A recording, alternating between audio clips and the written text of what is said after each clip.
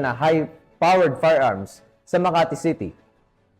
Ang pag-aksyon ng PNP laban sa ganitong uri ng krimen ay maaaring magpalakas ng tiwala ng mamamayan dahil makikita nilang may konkretong hakbang ang mga otoridad sa pagpigil sa paglaganap ng kaharasan at iligal na aktibidad.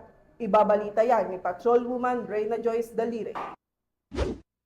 Makalipas ang isang buwang surveillance, tiklo ang tatlong sospek na sangkot umano sa pagbebenta ng iligal na high-powered firearms dakong alas 9 ng gabi ng Martes sa harap ng isang apartel sa Guadalupe Nuevo, Makati City. Kinilala ang mga naaresto na sina alias Patrick 26 anyos, ang target sa operasyon, alias Gaynor 52 anyos na isang mamahayag, at si alias Rodrigo, 52 anyos na isang building maintenance worker at parehong mga residente ng Makati City. Base sa report, naaresto ang tatlo matapos ang matagumpay na buy-bust operation ng District Special Operations Unit ng Southern Police District kung saan positibong nakabili ang operatiba na nagpanggap bilang posure buyer ng mga illegal na armas. Sa pagkakaaresto sa kanila, nasabat ang mga high-powered firearms kagaya ng 3 Armalite at isang pistol firearms. Na-recover din ang mga perang ginamit sa transaksyon, mga magazines, bala, IDs ng kanilang pagkakakilanlan,